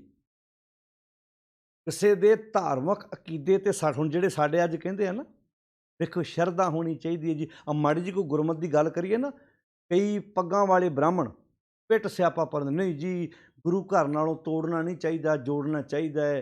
ਜਦੋਂ ਆਪਾਂ ਹੁਣ ਇੱਦਾਂ ਤੇ ਤੁਸੀਂ ਕਿਸੇ ਗੱਲ 'ਤੇ ਵੀ ਨਹੀਂ ਬੋਲ ਸਕਦੇ। ਜਿਹੜਾ ਬੰਦਾ ਨਸ਼ਾ ਵੇਚਦਾ, ਤੁਸੀਂ ਮਾੜੀ ਜੀ ਗੱਲ ਗੁਰੂ ਦੀ ਕੀਤੀ, ਉਹਨਾਂ ਕਹਿਣਾ ਵੇਖੋ ਜੀ ਇਹ ਪਰਿਵਾਰ ਕਿੰਨੀ ਸੇਵਾ ਕਰਦਾ, ਤੁਸੀਂ ਨਾ ਬੋਲੋ, ਗੁਰੂ ਘਰ ਨਾਲੋਂ ਟੁੱਟ ਜਾਣਗੇ, ਗੁਰਦੁਆਰੇ ਨਹੀਂ ਆਇਆ ਕਰਨਾ ਉਹਨਾਂ ਨੇ। ਜੇ ਤੁਸੀਂ ਕਿਸੇ ਵਰਤ ਕਬਰ ਬਾਰੇ ਬੋਲਤਾ, ਹੁਣ ਜਿਹੜਾ ਕਿ ਦੇਹਧਾਰੀ ਬਾਬਿਆਂ ਨੂੰ ਮੰਨਦੇ ਆ, ਤੁਸੀਂ ਪਖੰਡ ਬਾਰੇ ਬੋਲਤਾ ਹੀ ਇਸੇ ਕਰਕੇ ਗ੍ਰੰਥੀ ਪ੍ਰਚਾਰਕ ਨਹੀਂ ਬੋਲਦੇ। ਦੇਖੋ ਬਹੁਤੇ ਗ੍ਰੰਥੀ ਪ੍ਰਚਾਰਕ ਮੁੜ ਕੇ ਕੰਪਰੋਮਾਈਜ਼ ਕਰਦੇ ਹੋ, ਕਹਿੰਦੇ ਜਦੋਂ ਅਸੀਂ ਰੋਜ਼ ਸਮਾਨ ਚੁੱਕ ਕੇ ਕਿੱਦਾਂ ਅੱਗੇ ਤੁਰੀਏ। ਇੱਥੇ ਅਸੀਂ ਮਾੜੀ ਜੀ ਗੁਰਮਤ ਦੀ ਗੱਲ ਕੀਤੀ, ਅਗਲੇ ਕਹਿੰਦੇ ਤੁਸੀਂ ਇੱਦਾਂ ਗੱਲ ਬੋਲਤਾ, ਫਿਰ ਸਮਾਨ ਚੁੱਕ ਕੇ ਅੱਗੇ ਜਾਣਾ ਪੈਣਾ। ਉਹ ਕਹਿੰਦੇ ਠੀਕ ਹੈ, ਫਿਰ ਹੁਣ ਜਿੰਨੀ ਕੁ ਇਹਨਾਂ ਨੂੰ ਹਜਮ ਹੁੰਦੀ ਉਨੀ ਗੱਲ ਬੋਲੀ ਜਾਓ। ਤਾਂ ਹੀ ਤੁਸੀਂ ਵੇਖੋ ਜਿਹੜੇ ਬਿਲਕੁਲ ਸਿਧਾਂਤ 'ਤੇ ਪਹਿਰਾ ਦਿੰਦੇ ਆ, ਡਟ ਜਾਂਦੇ ਆ, ਉਹਨਾਂ ਨੂੰ ਥਾਂ ਥਾਂ 'ਤੇ ਜਲੀਲ ਵੀ ਹੋਣਾ ਪੈਂਦਾ ਮੁੜ ਕੇ। ਨਫਾ ਨੁਕਸਾਨ ਤੇ ਦੋਵੇਂ ਚੀਜ਼ਾਂ ਹੀ ਨੇ, ਪਰ ਬਹੁਤ ਥਾਵਾਂ 'ਤੇ ਮੁੜ ਕੇ ਉਹ ਕਹਿੰਦੇ ਠੀਕ ਹੈ ਜੀ, ਫਿਰ ਜਿੱਦਾਂ ਚੱਲਦਾ ਉੱਦਾਂ ਚਲਾਓ, ਫਿਰ ਠੀਕ ਹੈ। ਜਦੋਂ ਇਹਨਾਂ ਨੂੰ ਇਹ ਸੁਣਨੇ ਨਹੀਂ ਚਾਹੁੰਦੇ, ਬਹੁਤ ਵੱਡੀ ਪ੍ਰੋਬਲਮ ਹੈ ਇਹ ਸਮਾਜ ਦੇ ਵਿੱਚ। ਹੁਣ ਜੇ ਤੁਸੀਂ ਇੱਦਾਂ ਵੇਖੋ, ਸੰਗਤ ਵਿੱਚ ਤੇ ਹਰ ਕਿਸਮ ਦਾ ਬੰਦਾ ਬੈਠਾ ਹੈ। ਨਸ਼ਾ ਵੇਚਣ ਵਾਲਾ ਵੀ ਬੈਠਾ ਹੈ, ਨਸ਼ਾ ਪੀਣ ਵਾਲਾ ਵੀ ਬੈਠਾ ਹੈ, ਵਰਤ ਰੱਖਣ ਵਾਲੀ ਬੀਬੀ ਵੀ ਬੈਠੀ ਹੈ, ਮਠੀਆਂ ਤੇ ਦੀਵੇ ਜਗਾਉਣ ਵਾਲਾ ਵੀ ਬੈਠੇ ਨੇ, ਦੇਹਧਾਰੀ ਬਾਬਿਆਂ ਨੂੰ ਗੁਰੂ ਕਹਿਣ ਵਾਲੇ ਵੀ ਬੈਠੇ ਨੇ, ਰਿਸ਼ਵਤਾਂ ਲੈਣ ਵਾਲੇ ਵੀ ਬੈਠੇ ਨੇ। ਬੋਲੇ ਬੰਦਾ ਤੇ ਕੀ ਬੋਲੇ ਫਿਰ? ਮਤਲਬ ਗੁਰਮਤਿ ਦੀ ਗੱਲ ਫਿਰ ਵੇਖੋ ਜੀ, ਤੋੜਨਾ ਨਹੀਂ। ਫਿਰ ਤਾਂ ਇੱਦਾਂ ਵਾਲਾ ਪੁੱਛ ਲੈ ਵੀ ਕਿਹੜੀ ਸੰਗਤ 'ਚ ਬੰਦੇ ਬੈਠੇ ਜੀ, ਮੈਂ ਉਸ ਹਿਸਾਬ ਨਾਲ ਗੱਲ ਕਰਾਂ। ਇੱਦਾਂ ਤਾਂ ਕਦੇ ਵੀ ਨਹੀਂ ਹੋਣਾ। ਫਿਰ ਗੁਰਮਤਿ ਕਾਹਦੀ ਰਹਿ ਗਈ? ਗੁਰਮਤਿ ਦਾ ਪ੍ਰਚਾਰ ਕਾਹਦਾ ਰਹਿ ਗਿਆ? ਸੋਚ ਕੇ ਵੇਖਿਓ ਤੁਸੀਂ, ਸਾਡੀ ਸਮੱਸਿਆ ਕਿੱਥੇ ਹੈ, ਅਸੀਂ ਕਿੱਥੇ ਅੜੇ ਕਿੱਥੇ ਹੋਏ ਆ। ਹੁਣ ਭਗਤ ਕਬੀਰ ਜਦੋਂ ਆਹ ਗੱਲ ਕਹਿ ਰਹੇ ਨੇ ਵੀ ਵੇਦ ਪੁਰਾਨ ਪੜ੍ਹੇ ਕਾ ਕਿਆ ਗੁਣ, ਉਹ ਧਾਰਮਿਕ ਗ੍ਰੰਥ ਪੜ੍ਹਦਾ, ਉਹਦੇ ਵਾਸਤੇ ਉਹ ਧਾਰਮਿਕ ਗ੍ਰੰਥ ਹੈ, ਬਹੁਤ ਉੱਚ ਪਾਇਆ ਦੇ ਆ। ਭਗਤ ਕਬੀਰ ਨੇ ਕੀ ਗੁਣ ਇਹਦਾ ਪੜ੍ਹਦਾ, ਕੀ ਫਾਇਦਾ? ਹਰ ਚੰਦਨ ਜਸ ਭਾਰਾ। ਜੇ ਤੇਰੇ ਅੰਦਰ ਸੱਚ ਦੀ ਵਿਚਾਰ ਨਹੀਂ ਟਿਕੀ, ਤੂੰ ਸੱਚੇ ਨਾਮ ਨਾਲ ਨਹੀਂ ਜੁੜਿਆ। ਇਹ ਤੇ ਖੋਤੇ ਉੱਤੇ ਭਾਰ ਲੱਦਣ ਵਾਲੀ ਗੱਲ ਨਹੀਂ। ਹੁਣ ਇਹ ਸਿੱਧਾ ਕਿਸੇ ਨੂੰ ਇਦਾਂ ਹੀ ਕਹਿ ਦੇਣਾ। ਹੁਣ ਉਦਾਹਰਨ ਵੇਖੋ ਕਿਹੜੀ ਦੀ, ਖਰ, ਖੋਤਾ, ਚੰਦਨ, ਹਰ ਚੰਦਨ ਜਸ ਭਾਰਾ। ਜਿਵੇਂ ਖੋਤੇ ਦੇ ਉੱਤੇ, ਜਸ ਦਾ ਅਰਥ ਹੈ ਜਿਵੇਂ, ਜਿਵੇਂ ਖੋਤੇ ਉੱਤੇ ਚੰਦਨ ਲੱਦਿਆ ਹੋਵੇ। ਮੰਨ ਲਓ ਇਹ ਦਿਮਾਗ ਦੇ ਉੱਤੇ ਤੁਹਾਡਾ ਵੇਦ ਪਹਾੜ ਚੱਕੀ ਫਿਰਦਾ, ਗ੍ਰੰਥ ਚੱਕੀ ਫਿਰਦਾ, ਕੀ ਫਾਇਦਾ? वेद पुराण पढ़े का क्या गुण, खर चंदन जस भारा। राम नाम की गत नहीं जानी, राम दे नाम दी तू गत नहीं जानी, राम दे नाम दी तेनू कदर है नहीं। राम की है सच, तेनू सच दी कदर है नहीं, ते कैसे उतर सपारा? किदां पार लंघेगा? नानक सच्चे नाम बिन क्या टिका क्या तग। किन्नियां उदाहरण दे दे के बाणी विच समझाया सानू। ਹੁਣ ਆਪਾਂ ਕਹਾਂਗੇ ਤੇ ਪੰਡਿਤ ਵਾਸਤੇ ਨਾ ਭਾਈ, ਇਹ ਗ੍ਰੰਥੀ ਵਾਸਤੇ ਵੀ ਹੈ, ਪ੍ਰਚਾਰਕ ਵਾਸਤੇ ਵੀ ਹੈ, ਢਾਡੀ ਕਵੀਸ਼ਰ ਵਾਸਤੇ ਵੀ ਹੈ, ਗੁਰਦੁਆਰੇ ਦੇ ਪ੍ਰਧਾਨ ਸੈਕਟਰੀ ਵਾਸਤੇ ਵੀ ਹੈ, ਬਿਜ਼ਨਸਮੈਨ ਵਾਸਤੇ। ਹਰ ਇੱਕ ਬੰਦਾ ਜਿਹੜਾ ਵੀ ਕਹਿੰਦਾ ਮੈਂ ਤੇ ਪਾਠ ਕਰਨ ਤੋਂ ਬਿਨਾਂ ਪ੍ਰਸ਼ਾਦਾ ਨਹੀਂ ਛਕਦਾ ਜੀ, ਮੈਂ ਤਾਂ ਬਾਣੀ ਪੜ੍ਹ ਕੇ ਜਾ ਕੇ ਦੁਕਾਨ ਖੋਲ੍ਹਦਾ ਜੀ, ਮੈਂ ਤੇ ਬਾਣੀ ਪੜ੍ਹ ਕੇ ਪਾਠ ਕਰਕੇ ਜਾ ਕੇ ਆਪਣੇ ਆਫਿਸ ਵਿੱਚ ਬੈਠਦਾ ਜੀ। ਹਰ ਇੱਕ ਬੰਦੇ ਤੇ ਢੁਕਦਾ ਹੈ ਵੀ ਜੇ ਤੂੰ उस सच दी, जे तेरे राम नाम की गत नहीं, राम दा अर्थ जे तेरी जिंदगी च सच्चाई नहीं आई, ये तो खोते ते भार लदन वाली गल है। इदां समझ लो। हुण कोई बंदा कोई मैनूं इन्नियां बाणियां मूँह जबानी कट्ठ है, मैं तो इन्ने वे बाणियां मूँह जबानी पढ़ लैना वा, ये मैटर नहीं है। ये मैटर है तेरी जिंदगी। एक बेनती होर कर, गुरु नानक साहब का बड़ा प्यारा वाक है। महाराज कहंदे ने, ਇਹ ਬੰਦੇ ਆਪਣੀ ਜ਼ਿੰਦਗੀ 'ਚ ਭਾਵੇਂ ਉਹ ਸੰਬੰਧ ਇਸਲਾਮ ਨਾਲ ਰੱਖਣ ਵਾਲੇ ਬੰਦਿਆਂ ਨਾਲ, ਉਹ ਆਪਣੀ ਜ਼ਿੰਦਗੀ ਦੇ ਵਿੱਚ ਨਮਾਜ਼ਾਂ ਵੀ ਪੜ੍ਹਦੇ ਸੀ, ਆਪਣੀ ਜ਼ਿੰਦਗੀ ਦੇ ਵਿੱਚ ਨਮਾਜ਼ਾਂ ਵੀ ਪੜ੍ਹਦੇ ਸੀ, ਪਰ ਉੱਥੇ ਗੁਰਦੇਵ ਜੀ ਨੇ ਬਹੁਤ ਸੋਹਣੇ ਤਰੀਕੇ ਨਾਲ ਗੱਲ ਕੀਤੀ ਕਿ ਤੂੰ 5 ਨਮਾਜ਼ਾਂ ਵੀ ਪੜ੍ਹਦਾ, ਪਰ ਇਹ ਨਾ ਸੋਚੀ ਇਹਨਾਂ 5 ਨਮਾਜ਼ਾਂ ਪੜ੍ਹਨ ਦੇ ਨਾਲ ਤੇਰੀ ਜ਼ਿੰਦਗੀ ਦੇ ਵਿੱਚੋਂ ਸ਼ੈਤਾਨੀਅਤ ਮੁੱਕ ਜਾਏਗੀ, ਕਿਉਂਕਿ ਨਮਾਜ਼ਾਂ ਤੂੰ ਬਾਹਰੀ ਤੌਰ 'ਤੇ ਪੜ੍ਹਦਾ, ਜੇ ਤੇਰੀ ਜ਼ਿੰਦਗੀ 'ਚ ਅਮਲ ਨਹੀਂ ਆਏ। ਤਾਂ ਹੀ ਆਖਿਆ ਸੀ ਨਾ, ਸ਼ੁਭ ਅਮਲਾਂ ਬਾਝੋਂ ਦੋਨੋਂ ਰਾਈ, ਜਿਹੜੀ ਗੱਲ ਭਾਈ ਗੁਰਦਾਸ ਨੇ ਕਹੀ ਸੀ ਵੀ ਹਿੰਦੂ ਤੇ ਮੁਸਲਮਾਨ ਆਪਣੇ ਆਪਣੇ ਮਤ ਦੀ ਗੱਲ ਵੱਡੀ ਕਰਦੇ ਸੀ। ਬਾਬੇ ਨੇ ਗੱਲ ਨਿਬੇੜਤੀ, ਕਹਿੰਦੇ ਇਦਾਂ ਨਹੀਂ ਗੱਲ ਬਣਨੀ, ਗੱਲ ਆਉਣੀ ਅਮਲਾਂ ਤੇ। ਸ਼ੁਭ ਅਮਲਾਂ ਬਾਝੋਂ ਦੋਨੋਂ ਰੋਈ, ਭਾਵੇਂ ਹਿੰਦੂ ਹੈ ਤੇ ਭਾਵੇਂ ਮੁਸਲਮਾਨ ਹੈ। ਤੇ ਇਹ ਗੱਲ ਸਿੱਖਾਂ ਤੇ ਨਹੀਂ ਢੁਕਦੀ, ਸਿੱਖਾਂ ਤੇ ਵੀ ਬਰਾਬਰ ਢੁਕਦੀ ਵੀ ਤੁਸੀਂ ਜਿੰਨੇ ਮਰਜ਼ੀ ਧਾਰਮਿਕ, ਜੇ ਆਪਾਂ ਪਾਠਾਂ ਦੀ ਗੱਲ ਕਰੀਏ ਤਾਂ ਕਿੱਦਾਂ ਲੜੀਆਂ ਲੱਗੀਆਂ ਹੋਈਆਂ ਗੁਰਦੁਆਰਿਆਂ ਵਿੱਚ, ਘੰਟਿਆਂ ਬੱਧੀ ਪਾਠ ਹੋ ਰਿਹਾ, ਪਰਿਵਾਰਾਂ 'ਚ ਵੀ ਪਾਠ ਹੋ ਰਿਹਾ, ਪਰ ਸਮਝ ਕੇ ਨਹੀਂ ਹੋ ਰਿਹਾ। ਬਸ ਆਹ ਜੇ ਤਾਂ ਪਾਠ ਹੋ ਰਿਹਾ, ਸਮਝ ਕੇ ਨਹੀਂ ਹੋ ਰਿਹਾ। ਪਾਠ ਕਰਨ ਤੋਂ ਮਨਾ ਨਹੀਂ ਕੀਤਾ ਜਾ ਰਿਹਾ, ਕਰੋ, ਸਮਝ ਕੇ ਕਰੋ। ਭਾਵੇਂ ਇੱਕ ਸ਼ਬਦ ਰੋਜ਼ ਪੜ੍ਹੋ, ਅੱਧਾ ਪੜ੍ਹ ਲਓ, ਇੱਕ ਪੰਕਤੀ ਰੋਜ਼ ਪੜ੍ਹ ਲਓ, ਪਰ ਸਮਝ ਕੇ ਪੜ੍ਹੋ। ਘੰਟਿਆਂ ਬੱਧੀ ਪਾਠ ਕਰਨ ਵਾਲੇ ਬੰਦੇ ਫਿਰ ਉਹ ਕਰਮਕਾਂਡ ਕਰੀ ਜਾਂਦੇ ਨੇ। ਇਹ ਇੱਦਾਂ ਹੀ ਆ ਜਿਵੇਂ ਗਧੇ ਉੱਤੇ ਚੰਦਨ ਦਾ ਭਾਰ ਲੱਦਿਆ ਹੋਵੇ।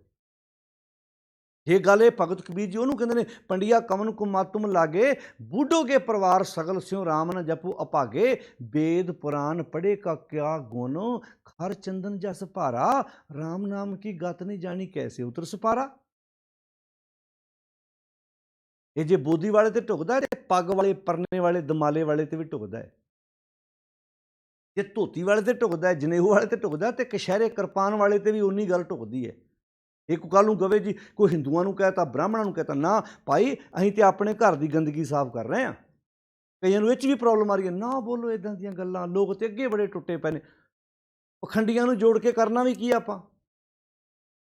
ਭੀੜਾਂ ਤੇ ਪਖੰਡੀਆਂ ਕੋਲ ਬਹੁਤ ਨੇ। ਇੱਥੇ ਕਿਸੇ ਕਬਰ ਤੇ ਮੇਲਾ ਲੱਗਾ, ਵੇਖਿਓ ਕਿੱਦਾਂ ਲੋਕ, ਹਜ਼ਾਰਾਂ ਲੋਕ ਆਣ ਕੇ ਉੱਥੇ ਨੱਚਦੇ ਆ ਤੇ ਡਾਂਸ ਕਰਦੇ ਆ। ਤੋ ਜਿਹੜੀ ਗੱਲ ਇੱਥੇ ਗੁਰੂ ਨਾਨਕ ਸਾਹਿਬ ਜੀ ਕਹਿੰਦੇ, ਨਾਨਕ ਸੱਚੇ ਨਾਮ ਬਿਨ ਕਿਆ ਟਿੱਕਾ ਕਿਆ ਤੱਗ। ਮੇਰੀ ਤੇ ਉਹਨੂੰ ਨਮਸਕਾਰ ਹੈ ਜਿਹੜਾ ਹਮੇਸ਼ਾ ਸਦੀਵ ਹੈ, ਤਿਸ ਜੁਹਾਰੀ ਸਵਸਤ ਤਿਸ ਦੀਵਾਨ ਅਪੱਗ। ਜਿਹਦੀ ਹਮੇਸ਼ਾ ਹੀ ਜੈ ਜੈਕਾਰ ਹੈ, ਜਿਹੜਾ ਹਮੇਸ਼ਾ ਹੀ ਅਟਲ ਹੈ, ਮੇਰੀ ਤੇ ਉਹਨੂੰ ਨਮਸਕਾਰ ਹੈ। ਪਾਤਸ਼ਾਹ ਜੀ ਨੇ ਬਾਰ-ਬਾਰ, ਤੁਸੀਂ ਵੇਖੋ ਬਾਣੀ 'ਚ ਗੁਰੂ ਨਾਨਕ ਸਾਹਿਬ ਜੀ ਹੋ ਗਏ, ਭਗਤ ਕਬੀਰ ਜੀ ਹੋ ਗਏ, ਪਿੱਪਰ ਨਾਲ ਬਾਰ-ਬਾਰ ਵਾਰਤਾਲਾਪ ਕੀਤੀ। ਇਹਦਾ ਅਰਥ ਪਤਾ ਸੀ ਨਾ ਮਾਰੇ ਨੂੰ ਤਾਣੀ ਇੱਥੋਂ ਉਲਝੀ ਹੈ, ਤਾਂ ਆਖਿਆ ਸੀ ਨਾ ਤਾਣੀ ਇੱਥੋਂ ਉਲਝੀ ਆ। ਉਸ ਤਾਣੀ ਨੂੰ ਸੁਲਝਾਉਣ ਵਾਸਤੇ ਗੁਰਦੇਵ ਜੀ ਨੇ ਮੁੱਢ ਨੂੰ ਹੱਥ ਪਾਇਆ। ਜੋ ਆਪਾਂ ਬਾਣੀ ਚੋਂ ਗੁਰੂ ਨਾਨਕ ਸਾਹਿਬ ਦੇ ਵਾਕ ਪੜ੍ਹਦੇ ਹਾਂ, ਝੂਠ ਨਾ ਬੋਲ ਪਾਂਡੇ।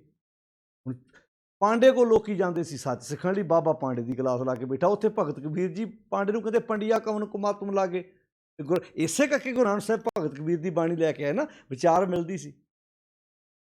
ਉਹ ਕਹਿੰਦੇ ਪੰਡਿਆ ਕਵਨ ਕੁਮਤ ਤੁਮ ਲਾਗੇ, ਬੁੱਢੋਗੇ ਪਰਿਵਾਰ ਸਗਲ ਸਿਉ ਰਾਮ ਨਾ ਜਪੋ ਅਭਾਗੇ। ਤੇ ਗੁਰੂ ਨਾਨਕ ਸਾਹਿਬ ਕੀ ਕਹਿੰਦੇ ਆ? ਝੂਠ ਨਾ ਬੋਲ ਪਾਂਡੇ, ਸੱਚ ਕਹੀਏ। ਆਪਾਂ ਕਹਾਂਗੇ ਤੇ ਪਾਂਡੇ ਨੂੰ ਕਹਿ ਰਹੇ ਨਾ ਨਾ ਭਾਈ। ਇੱਥੇ ਹੁਣ ਤੁਸੀਂ ਵੇਖੋ, ਇਹ ਝੂਠ ਨਾ ਬੋਲ ਪਾਂਡੇ ਕਿਉਂ ਗੱਲ ਕਹੀ? ਪਾਂਡੇ ਨੂੰ ਇਹ ਗੱਲ ਕਿਉਂ ਕਹੀ? ਝੂਠ ਨਾ ਬੋਲ ਪਾਂਡੇ, ਸੱਚ ਕਹੀਏ, ਸੱਚ ਕਹੇ। ਹਉਮੈ ਜਾਏ ਸ਼ਬਦ ਕਰ ਲਈਏ। ਜਦੋਂ ਬੰਦੇ ਦੇ ਅੰਦਰੋਂ ਹਉ ਮੈਂ ਜਾਊਗੀ, ਸ਼ਬਦ ਦੁਆਰਾ ਸ਼ਬਦ ਘਰ ਲਈਏ। ਇਹਨੂੰ ਆਪਣਾ ਅਸਲੀ ਉਹ ਘਰ ਲੱਭੇਗਾ, ਆਤਮਕ ਘਰ। ਨਾਨਕ ਬੱਧਾ ਘਰ ਤਾਂ ਜਿੱਥੇ ਮਿਰਤ ਨਾ ਜਨਮ ਜਰਾ। ਅੱਜ ਬੰਦੇ ਦੇ ਕੋਲ ਆਪਣਾ ਘਰ ਨਹੀਂ ਹੈਗਾ। ਕਿਹਦਾ ਘਰ? ਮਨ ਦਾ ਘਰ। ਤਨ ਦਾ ਘਰ ਤੇ ਹੈਗਾ, ਮਨ ਦਾ ਘਰ ਤੇ ਨਹੀਂ। ਮਨ ਤੇ ਘਰੇ ਤੁਰਿਆ ਫਿਰਦਾ। ਮਨ ਇੱਕ ਥਾਂ ਤੇ ਹੈਗਾ, ਐ ਉੜਜੂ ਨਹੀਂ ਕਰਦਾ, ਬੇਚੈਨ ਜਿਹਾ ਨਹੀਂ, ਅਪਸੈਟ ਨਹੀਂ ਹੈ, ਇੱਦਾਂ ਨਹੀਂ ਕਿਤਾ ਕੀ ਜਿਹਾ ਨਹੀਂ ਲੱਗਦਾ, ਮਨ ਦਾ ਬੜਾ ਉਦਾਸ ਹੈ, ਡਿਪਰੈਸ਼ਨ ਦਾ ਸ਼ਿਕਾਰ ਆ। ਹੁਣ ਜਿਹੜੇ ਡਿਪਰੈਸ਼ਨ ਦੇ ਸ਼ਿਕਾਰ ਆਪਣੇ ਘਰਾਂ 'ਚ ਬੈਠੇ ਨੇ, ਉਹਨਾਂ ਦੇ ਮਨ ਦਾ ਘਰ ਹੈਗਾ? ਨਹੀਂ ਹੈਗਾ। ਪਾਤਸ਼ਾਹ ਇੱਥੇ ਬਖਸ਼ਿਸ਼ ਕਰਦੇ, ਪਾਂਡੇ ਝੂਠ ਨਾ ਬੋਲ ਪਾਂਡੇ, ਸੱਚ ਕਹੀਏ। ਹਉਮੈ ਜਾਏ ਸ਼ਬਦ ਕਰ ਲਈਏ। ਹਉਮੈ ਜਾਏਗੀ ਤੇ ਸ਼ਬਦ ਦੁਆਰਾ ਤੂੰ ਆਪਣੇ ਅਸੀਂ ਘਰ ਨੂੰ ਲੱਭ ਲਵੇਂਗਾ। ਤੇ ਪਾਤਸ਼ਾਹ ਕਹਿੰਦੇ ਨੇ ਸਾਹਾ ਗਣੇ। ਕਿਉਂ ਕਿਹਾ ਪਾਂਡੇ ਨੂੰ? ਸਾਹਾ ਗਣੇ ਨਾ ਕਰੇ ਵਿਚਾਰ। ਸਾਹੇ ਕੌਣ ਗਣਦਾ? ਜਦੋਂ ਲੋਕੀ ਆਪਣੇ ਪੁੱਤਰਾਂ ਧੀਆਂ ਦੇ ਆਨੰਦ ਕਾਰਜ ਕਰਦੇ ਆ ਨਾ, ਉਦੋਂ ਸਾਹਾ ਸੁਧਾਉਣ ਵਾਸਤੇ ਪੰਡਿਤ ਕੋਲ ਜਾਂਦੇ। ਅੱਛਾ ਹੁਣ ਸੁਣੀ ਜਾਇਓ, ਜੇ ਹਿੰਦੂ ਪਰਿਵਾਰ ਪੰਡਤਾਂ ਕੋਲ ਜਾਂਦਾ, ਸਾਡੇ ਗ੍ਰੰਥੀਆਂ ਪ੍ਰਚਾਰਕਾਂ ਕੋਲ ਜਾਂਦੇ, ਕਈ ਬਾਬਿਆਂ ਕੋਲ ਜਾਂਦੇ, ਬਾਬਾ ਜੀ ਫਿਰ ਪੁੱਤ ਵਿਆਹ ਦੀਏ। ਇੱਦਾਂ ਕਈ ਪੁੱਛਣਗੇ, ਬਾਬਾ ਜੀ ਹੁਣ ਪੁੱਤ ਵਿਆਹ ਦੀਏ। ਹੁਣ ਮੈਂ ਇਹ ਗੱਲ ਬੋਲਣਾ ਨਹੀਂ ਚਾਹੁੰਦਾ ਕਿ ਜਿਹੜਾ ਆਪ ਛੜਾ ਉਹਨੂੰ ਪੁੱਛਣ ਜਾ ਰਹੇ ਜੀ ਪੁੱਤ ਵਿਆਹ ਦੀਏ, ਛੜੇ ਬਾਬੇ ਨੂੰ ਪੁੱਛਣ ਜਾਂਦੇ ਜੀ ਪੁੱਤ ਵਿਆਹ ਦੀਏ। ਇਹ ਕਿਸੇ ਗ੍ਰਸਤੀ ਨੂੰ ਪੁੱਛੋ ਨਾ, ਉਹ ਤਜਰਬਾ ਦੱਸੇਗਾ ਆਪਣੇ ਪਰਿਵਾਰ ਦਾ। ਵੇਖੋ ਭਾਈ, ਅਸੀਂ 5 ਭਰਾ, 3 ਭਰਾ, 2 ਭਰਾ ਇੱਦਾਂ ਰਹਿੰਦੇ ਹਾਂ, ਬਿਲਕੁਲ ਵਿਆਹੋ। ਗ੍ਰਸਤ ਮਾਰਗ ਵਧੀਆ ਹੈ, ਇਹ ਕੋਈ ਮਾੜਾ ਨਹੀਂ ਹੈਗਾ। ਸਮਾਜਿਕ ਜ਼ਿੰਮੇਵਾਰੀਆਂ ਵਿੱਚ ਰਹਿਣਾ ਸਿਖਾਉਂਦਾ ਸਾਨੂੰ ਇਹ ਚੀਜ਼ਾਂ। ਆਏਗਾ ਨਾ। ਪਰ ਸਾਡੇ ਲੋਕ ਬਾਬੇ ਮਹਾਂਪੁਰਖਾਂ ਕੋਲ ਪੁੱਛਣ ਚੱਲੇ, ਪੁੱਤ ਵਿਆਹ ਦੀਏ, ਧੀ ਵਿਆਹ ਦੀਏ ਜੀ। ਸਾਹਾ ਗਣੇ ਨਾ ਕਰੇ ਵਿਚਾਰ। ਕਿਹੜੀ ਵਿਚਾਰ ਨਹੀਂ ਕਰਦਾ? ਉਹ ਸੱਚ ਦੀ। ਸਾਹਾ ਗਣੇ ਨਾ ਕਰੇ ਵਿਚਾਰ, ਸਾਹੇ ਉੱਪਰ ਏਕ ਓਂਕਾਰ। ਜਿਹੜਾ ਇਹਨਾਂ ਸਾਹਿਆਂ ਦੇ ਉੱਪਰ ਵਾ, ਏਕ ਓਂਕਾਰ। ਉਹ ਏਕ ਓਂਕਾਰ ਸਰਵ ਵਿਆਪਕ ਹੈ, ਜਿਹਦੇ ਨਾਲ ਜੁੜਨ ਕਰਕੇ ਸਾਹੇ ਆਪਣੇ ਆਪ ਹੀ ਸਹੀ ਹੋਣੇ ਸੀ। ਹੁਣ ਜੇ ਸੱਚ ਨਾਲ ਜੁੜ ਜਾਈਏ, ਉੱਥੇ ਸਫਲ ਮਹੂਰਤ। ਗੁਰੂ ਨਾਨਕ ਸਾਹਿਬ ਦਾ ਗੁਰੂ ਅਰਜਨ ਸਾਹਿਬ ਦਾ ਵਾਕ ਆ ਸ੍ਰੀ ਰਾਗ 'ਚ, ਕਹਿੰਦੇ ਸਫਲ ਮਹੂਰਤ, ਸਫਲਾ ਘੜੀ। ਉਹ ਮਹੂਰਤ ਸਫਲ, ਉਹ ਘੜੀ ਸਫਲ, ਉਹ ਪਲ ਸਫਲ। ਮਹਾਰਾਜ ਕਿਹੜਾ? ਜਿਤ ਸੱਚੇ ਨਾਲ ਪਿਆਰ।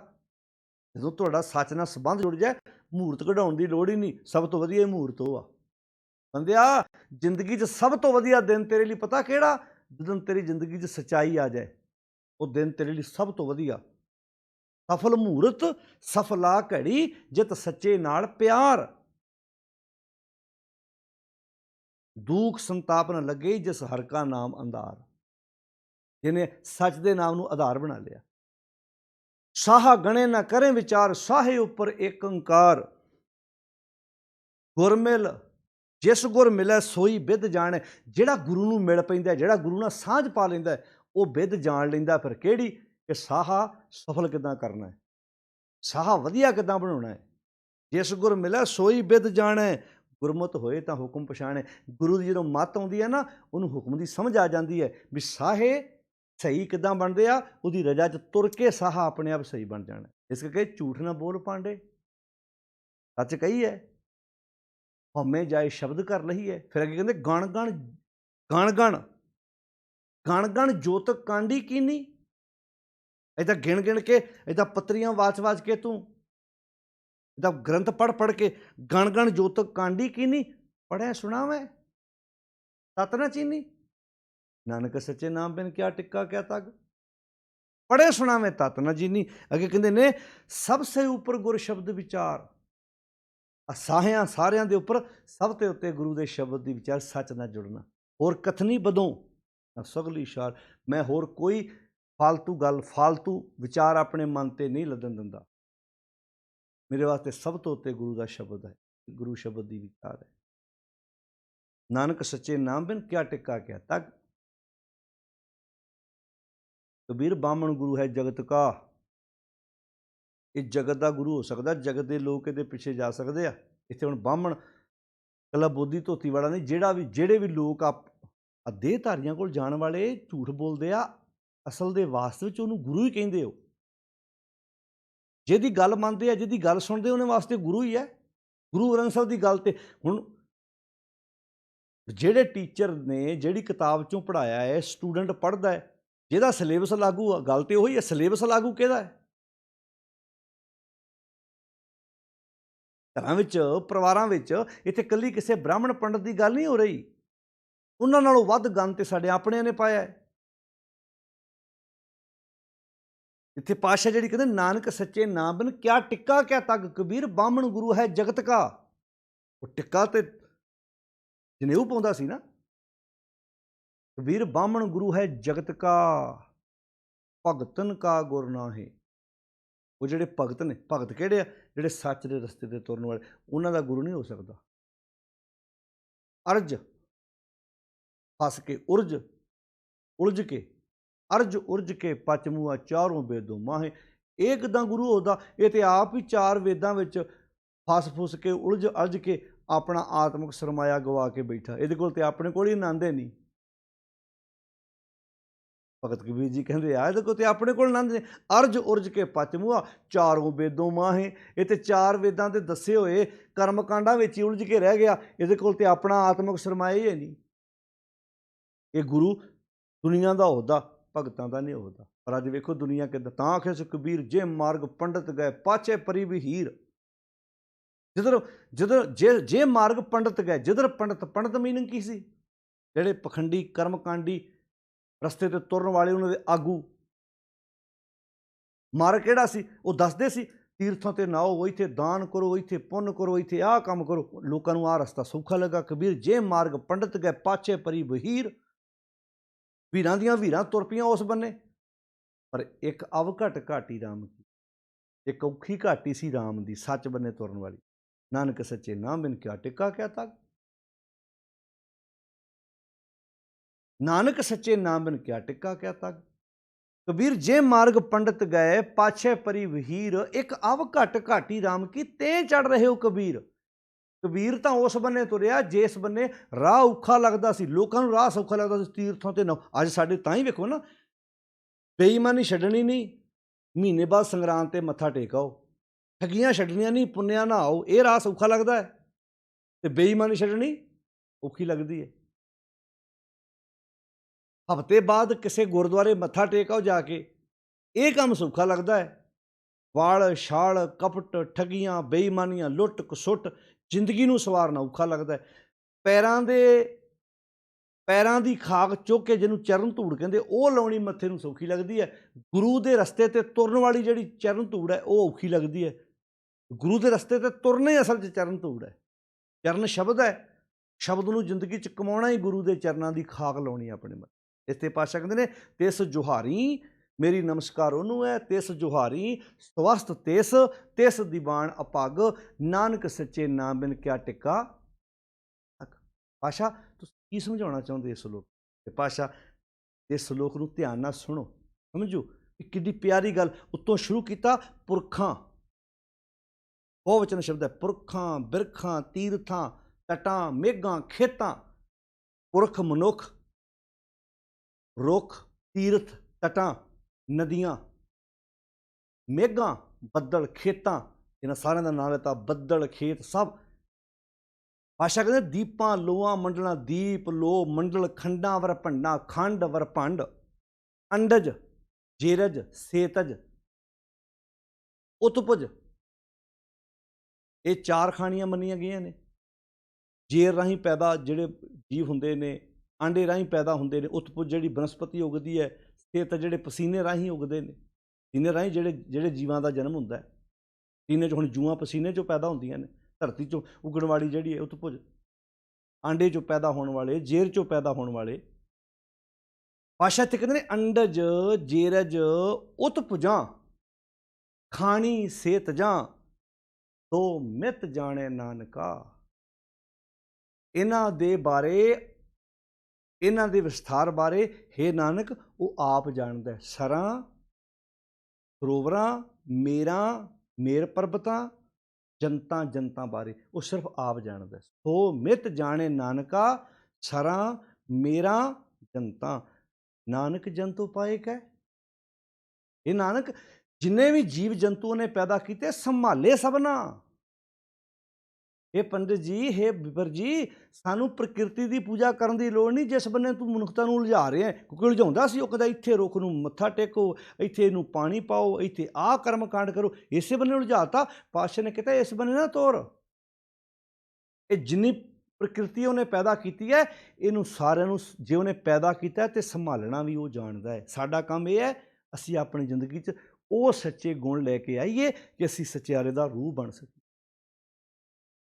ਕਿਉਂਕਿ ਤੁਸੀਂ ਪੌੜੀ ਨੂੰ ਨਾਲ ਪੜ੍ਹ ਕੇ ਵੇਖੋ, ਮੂਰਖ ਸੱਚ ਨਾ ਜਾਣਨੀ। ਮੂਰਖ ਸੱਚ ਤੇ ਨਾਨਕ ਕਿਆ ਟਿੱਕਾ ਕਿਆ ਤੱਗ ਇਹ ਜਾਣਨ ਨੂੰ ਤੇ ਤਿਆਰ ਨਹੀਂ ਕਿ ਸੱਚੇ ਨਾਮ ਬਿਨ ਕਿਆ ਟਿੱਕਾ ਕਿਆ ਤੱਗ। ਤੇ ਇਹਨਾਂ ਕੰਮਾਂ 'ਚ ਪਿਆ ਹੋਇਆ, ਕਿਤੇ ਰੁੱਖ ਦੀ ਪੂਜਾ ਕਰ ਰਿਹਾ, ਕਿਤੇ ਸੂਰਜ ਦੀ ਪੂਜਾ ਕਰ ਰਿਹਾ, ਕਿਤੇ ਤੀਰਥਾਂ ਤੇ ਇਸ਼ਨਾਨ ਕੀਤੇ ਜਾ ਰਹੇ ਨੇ, ਕਿਤੇ ਬੰਦਿਆਂ ਦੀ ਪੂਜਾ ਹੋ ਰਹੀ ਹੈ, ਉਹਨਾਂ ਦੇ ਪੈਰਾਂ ਤੇ ਜਾ ਕੇ ਡਿੱਗੀ ਜਾਂਦਾ। ਕਹਿੰਦੇ ਇਹ ਕਿੱਧਰ ਤੁਰਿਆ ਫਿਰਦਾ ਤੂੰ? ਇਸ ਪ੍ਰਕਿਰਤੀ ਦਾ ਅੰਦਾਜ਼ਾ ਨਹੀਂ ਲਾਇਆ ਜਾ ਸਕਦਾ। हे ਪੰਡਤ ਜੀ, हे ਬਿਪਰ ਜੀ, हे ਬਾਬਾ ਜੀ, ਇਸ ਬੰਨੇ ਨਾ ਤੁਰ। ਸੋ ਮਿਤ ਜਾਣੇ ਨਾਨਕਾ ਸਰਾਂ ਮੇਰਾਂ ਜਨਤਾਂ ਨਾਨਕ ਜੰਤ ਉਪਾਏ ਕੈ। ਇਹ ਨਾਨਕ ਉਹ ਜਨਤਾ ਨੂੰ ਪੈਦਾ ਕਰਕੇ, ਜੰਤ ਮੀਨਿੰਗ ਇੱਥੇ ਹਰ ਇੱਕ ਚੀਜ਼ ਨੂੰ ਪੈਦਾ ਕਰਕੇ ਸੰਭਾਲੇ ਸਭਨਾ। ਉਹ ਆਪਣੇ ਹੁਕਮ ਦੁਆਰਾ ਸਾਰਿਆਂ ਦੀ ਸੰਭਾਲ ਕਰਦਾ ਪਿਆ। ਪਾਤਸ਼ਾਹ ਕੀ ਕਹਿੰਦੇ ਨੇ? ਜਿਨ ਕਰਤੇ ਕਰਨਾ ਕੀ ਹੈ। ਜਿਸ ਕਰਤੇ ਨੇ ਸਾਰਾ ਕੁਝ ਕੀਤਾ ਹੈ, ਆਪਣੇ ਹੁਕਮ ਦੇ ਵਿੱਚ ਸਭ ਕੁਝ ਪੈਦਾ ਕੀਤਾ ਹੈ। ਚਿੰਤਾ ਭੇ ਕਰਨੀ ਤਾਂ, ਚਿੰਤਾ ਵੀ ਤੇ ਉਹਨੂੰ ਹੀ ਹੈ। ਤੂੰ ਇਹ ਚਿੰਤਾ ਛੱਡ ਕੇ ਉਸ ਸੱਚ ਨਾਲ ਜੁੜ ਜਿਹਦੇ ਨਾਲ ਤੇਰਾ ਜੀਵਨ ਸਚਿਆਰਾ ਬਣ ਸਕੇ। ਤੇ ਪਾਤਸ਼ਾਹ ਅੱਗੇ ਸਮਝਾਉਂਦੇ ਨੇ, ਸੋ ਕਰਤਾ ਚਿੰਤਾ ਕਰੇ। ਉਹ ਕਰਤਾ ਆਪ ਚਿੰਤਾ ਕਰ ਰਿਹਾ। ਚਿੰਤਾ ਮੀਨਿੰਗ ਕੀ ਹੈ? ਸੰਭਾਲ ਕਰ ਰਿਹਾ ਹੈ। ਜਿਨ ਉਪਾਇਆ ਜਗ, ਜਿਹਨੇ ਸਾਰੇ ਜਗਤ ਨੂੰ ਪੈਦਾ ਕੀਤਾ। ਇਸ ਕਰਕੇ ਮੇਰੀ ਤੇ ਨਮਸਕਾਰ ਉਹਨੂੰ ਹੀ ਹੈ। ਮੈਂ ਤਾਂ ਉਹਦੇ ਨਾਲ ਹੀ ਸਾਂਝ ਪਾਈ ਹੈ ਜਿਹਨੇ ਪੂਰੀ ਕਾਇਨਾਤ ਨੂੰ ਸਿਰਜ ਕੇ ਉਹਦੀ ਸੰਭਾਲ ਵੀ ਆਪ ਕੀਤੀ। ਇਸ ਕਰਕੇ ਆ ਤੂੰ ਕੀ ਧਰਮੀ ਹੋਣ ਦਾ ਨਾਟਕ ਕਰਦਾ ਫਿਰਦਾ? ਕਦੀ ਮੱਥੇ ਤੇ ਤਿਲਕ ਲਾ ਲੈਂਦਾ, ਕਦੀ ਤੂੰ ਧਾਗਾ ਪਾ ਪਾ ਕੇ ਲੋਕਾਂ ਨੂੰ ਵਿਖਾਵਾ ਕਰਦਾ ਮੇਰੇ ਵਰਗਾ ਧਰਮੀ ਕੋਈ ਨਹੀਂ। ਲੋਕਾਂ ਨੂੰ ਦੱਸਦਾ ਪਿਆ ਮੇਰੇ ਵਰਗਾ ਪੁੱਠੇ ਰਾਹ ਪਾਉਣਾ। ਐਸ ਤੀਰਥ 'ਤੇ ਇਸ਼ਨਾਨ ਕਰੋ, ਆਹ ਹੋਏਗਾ, ਐਸ ਥਾਂ 'ਤੇ ਦਾਨ ਪੁੰਨ ਕਰੋ, ਆਹ ਹੋਏਗਾ। ਇਹ ਪਖੰਡ ਵਾਲੇ ਬੰਨੇ ਕਿਉਂ ਤੋਰਦਾ ਬਈ? ਪੰਡਿਆ ਕਮਨ ਕੁਮਾਤੁਮ ਲਾਗੇ, ਬੁੱਢੋਗੇ ਪਰਿਵਾਰ ਸਗਲ ਸਿਉ, ਰਾਮ ਨਾ ਜਪੋ ਅਭਾਗੇ। ਸਹੀ ਰਸਤਾ ਦੱਸ। ਇਸ ਕਰਕੇ ਮਹਾਰਾਜ ਕਹਿੰਦੇ ਨੇ, ਇਸ ਜੁਹਾਰੀ ਮੇਰੀ ਤੇ ਨਮਸਕਾਰ ਉਹਨੂੰ ਆ, ਸੋ ਕਰਤਾ ਕਰਨਾ ਕਰੇ ਜਿਨ ਉਪਾਇਆ ਜਗ। ਮੈਂ ਤਾਂ ਉਸ ਕਰਤੇ ਨਾਲ ਸਾਂਝ ਪਾਈ ਹੈ, ਉਸ ਕਰਤੇ ਨੂੰ ਮੇਰੀ ਨਮਸਕਾਰ ਹੈ, ਪ੍ਰਣਾਮ ਹੈ। ਇਸ ਜੁਹਾਰੀ ਸਵਸਤ ਤਿਸ, ਜਿਹਦੀ ਸਦਾ ਹੀ ਜੈ ਹੈ, ਜਿਹੜਾ ਸਦਾ ਹੀ ਅਟਲ ਹੈ। ਇਸ ਦੀਵਾਨ, ਉਹਦਾ ਹੀ ਦੀਵਾਨ ਹੈ, ਉਹਦਾ ਹੀ ਆਸਰਾ ਹੈ। ਅਪੱਗ, ਜਿਹੜਾ ਨਾਸ਼ ਤੋਂ ਰਹਿਤ ਹੈ। ਇਸ ਕਰਕੇ ਨਾਨਕ ਸੱਚੇ ਨਾਮ ਬਿਨ, ਇਹ ਨਾਨਕ ਸੱਚੇ ਨਾਮ ਤੋਂ ਬਿਨਾਂ ਕਿਆ ਟਿੱਕਾ ਕਿਆ ਤੱਗ। ਸੱਚੇ ਨਾਮ ਤੋਂ ਬਿਨਾਂ ਤੇਰੇ ਟਿੱਕੇ ਆ ਧਾਗੇ ਸਵਾਏ ਪਖੰਡ। ਇਸ ਇੱਦਾਂ ਸਮਝ ਲਓ, ਇਹ ਵੇਦ ਪੁਰਾਨ ਪੜ੍ਹੇ ਕਾ ਕਿਆ ਗੁਣ, ਹਰ ਚੰਦਨ ਜਸ ਭਾਰਾ, ਰਾਮ ਨਾਮ ਕੀ ਗਤ ਨਹੀਂ ਜਾਣੀ ਕੈਸੇ ਉਤਰ ਸਪਾਰਾ।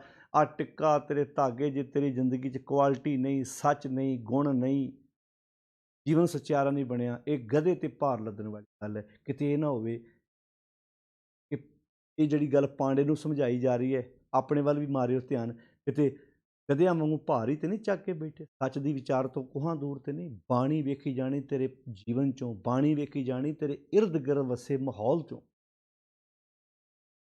ਆਓ ਸਤਿਗੁਰ ਦੀ ਬਾਣੀ ਪੜ੍ਹੀਏ, ਸਮਝੀਏ, ਵਿਚਾਰੀਏ। ਜਿਹੜੀ ਗੱਲ ਗੁਰਦੇਵ ਜੀ ਨੇ ਇੱਥੇ ਕਹੀ ਹੈ ਉਹਨੂੰ ਸਮਝਣ ਦਾ ਯਤਨ ਕਰੀਏ। ਨਾਨਕ ਸੱਚੇ ਨਾਮ ਬਿਨ ਕਿਆ ਟਿੱਕਾ ਕਿਆ ਤੱਗ। ਪੌੜੀ ਨਾਲ ਜੋੜ ਕੇ ਵੇਖਿਓ, ਗੁਰਦੇਵ ਜੀ ਨੇ ਉੱਥੇ ਕਿਹਾ ਸੀ, ਮੂਰਖ ਸੱਚ ਨਾ ਜਾਣਨੀ। ਹੁਣ ਵੇਖੋ ਮੂਰਖ ਇਹਨੂੰ ਕਿਹਾ, ਨਾਨਕ ਸੱਚੇ ਨਾਮ ਬਿਨ ਕਿਆ ਟਿੱਕਾ ਕਿਆ ਤੱਕ। ਕੱਲ ਆਪਾਂ ਮੂਰਖ ਦੀ ਡੈਫੀਨੇਸ਼ਨ ਦਿੱਤੀ ਸੀ। ਮੂਰਖ ਕੌਣ ਹੈ? ਮੂਰਖਾਂ ਸਿਰ ਸੋ ਮੂਰਖ ਹੈ। ਉਹ ਮੂਰਖਾਂ ਦਾ ਵੀ ਮੂਰਖ ਹੈ ਜਿਹੜਾ ਮੰਨੇ ਨਾ ਹੀ ਨਾ, ਜਿਹੜਾ ਮੰਨਦਾ ਨਹੀਂ, ਨਾਮ ਵਾਲੇ ਬੰਨੇ ਤੁਰਦਾ ਨਹੀਂ। ਨਾਨਕ ਸੱਚੇ ਨਾਮ ਬਿਨ ਕਿਆ ਟਿੱਕਾ ਕਿਆ ਤੱਕ। ਮੂਰਖ ਸੱਚ ਨਾ ਜਾਣਨੀ, ਮਨ ਮੁਖੀ ਜਨਮ ਗਵਾਇਆ ਵਿੱਚ ਦੁਨੀਆ ਕਾਹੇ ਆ। ਪਾਤਸ਼ਾਹ ਜੀ ਨੇ ਕਿੱਡੇ ਪਿਆਰੇ ਵਿਚਾਰ ਦਿੱਤੇ। ਸੱਚਾ ਸਾਹਿਬ ਏਕ ਤੂੰ ਜਿਨ ਸੱਚੋ ਸੱਚ ਵਰਤਾਇਆ। ਉਹਨੇ ਆਪਣਾ ਸੱਚ ਵਾਲਾ ਗੁਣ, ਇਹ ਆਪਣਾ ਪ੍ਰਕਾਸ਼ ਵਾਲਾ ਗੁਣ, ਇਹ ਖੜਾਓ ਵਾਲਾ ਗੁਣ ਸਾਰਿਆਂ 'ਤੇ ਇੱਕੋ ਜਿਹਾ ਵਰਤਾਇਆ ਹੈ। ਇਸ ਕਰਕੇ ਇਹ ਭਾਈ, ਇਹ ਜੇ ਗੁਣ ਉਹਦਾ, ਇਹ ਖੜਾਓ ਵਾਲਾ ਸਾਰਿਆਂ ਥਾਵਾਂ 'ਤੇ ਇੱਕ ਰਸ ਵਿਆਪਕ ਹੈ। ਅਤੇ ਹਾਂ, ਕਰਮ ਕਾਂਡਾਂ 'ਚ ਨਾ ਲੁਕਾਈ ਨੂੰ ਉਲਝਾ। ਜੇ ਤੇਰੇ ਕੋਲ ਅਕਲ ਬੁੱਧ ਹੈ ਤਾਂ ਇਹਨਾਂ ਨੂੰ ਸਿੱਧੇ ਰਸਤੇ ਪਾਉਣ ਦਾ ਯਤਨ ਕਰ, ਕਿਉਂਕਿ ਆ ਤੇਰੇ ਬਾਹਰਲੇ ਪਖੰਡ ਕਿਸੇ ਅਰਥ ਨਹੀਂ। ਪਾਤਸ਼ਾਹ ਜੀ ਦੀ ਇਹ ਵਿਚਾਰ ਨੂੰ ਆਪਣੀ ਜ਼ਿੰਦਗੀ ਦਾ ਆਧਾਰ ਬਣਾਈਏ। ਜਿਹੜਾ ਕੁਐਸਚਨ ਕੀਤਾ ਸੀ ਵਿੱਚ ਦੁਨੀਆ ਕਾਹੇ ਆਇਆ, ਆਓ ਆਪਣੀ ਜ਼ਿੰਦਗੀ 'ਚ ਵੀ ਉਹਨੂੰ ਨਮਸਕਾਰ ਕਰੀਏ। ਤਿਸ ਜੁਹਾਰੀ ਸਵਸਤ ਤਿਸ ਦੀ ਬਾਣ ਅਭਗ। ਨਾਨਕ ਸੱਚੇ ਨਾਮ ਬਿਨ ਕਿਆ ਟਿੱਕਾ ਕਿਆ ਤੱਕ। ਆਓ ਗੁਰੂ ਬਖਸ਼ਿਸ਼ ਕਰੇ। ਅੱਜ ਆਪਾਂ 8 ਨੰਬਰ ਪੌੜੀ ਦੇ ਨਾਲ ਜੋ 2 ਸਲੋਕ ਆਏ ਨੇ, ਉਹਨਾਂ ਦੋਨਾਂ ਸਲੋਕਾਂ ਵਿੱਚੋਂ ਪਹਿਲੇ ਸਲੋਕ ਦੀ ਵਿਚਾਰ ਤੁਹਾਡੇ ਨਾਲ ਸਾਂਝੀ ਕੀਤੀ ਹੈ ਸਾਧ ਸੰਗਤ ਜੀ। ਇਸ ਤੋਂ ਅਗਲਾ ਸਲੋਕ ਜਿਹੜਾ ਹੈ ਉਹਦੀ ਆਪਾਂ ਵਿਚਾਰ ਤੁਹਾਡੇ ਨਾਲ ਕੱਲ੍ਹ ਸਾਂਝੀ ਕਰਾਂਗੇ। ਇੱਦਾਂ ਆਪਾਂ ਇੱਕ ਸਲੋਕ ਪੌੜੀ ਸਮਝਦੇ ਜਾਈਏ, ਵਿਚਾਰ ਆਪਣੀ ਜ਼ਿੰਦਗੀ 'ਚ ਵਸਾਉਂਦੇ ਜਾਈਏ। ਗੁਰੂ ਪਾਤਸ਼ਾਹ ਨੇ ਬੜਾ ਪਾਰਉਪਕਾਰ ਕੀਤਾ ਸਾਡੇ 'ਤੇ। ਭੁੱਲੇ ਮਾਰਗ ਜਿਹਨੇ ਬਤਾਇਆ, ਆਹ ਸੀ ਭੁੱਲਾ ਮਾਰਗ। ਹੋਰ ਹੀ ਕੰਮਾਂ 'ਚ ਲੁਕਾਈ ਉਲਝੀ ਸੀ, ਕਰਮ ਕਾਂਡਾਂ 'ਚ ਪਈ ਸੀ। ਭੁੱਲੇ ਮਾਰਗ ਜਿਹਨੇ ਬਤਾਇਆ, ਐਸਾ ਗੁਰ ਵੱਡ ਭਾਗੀ।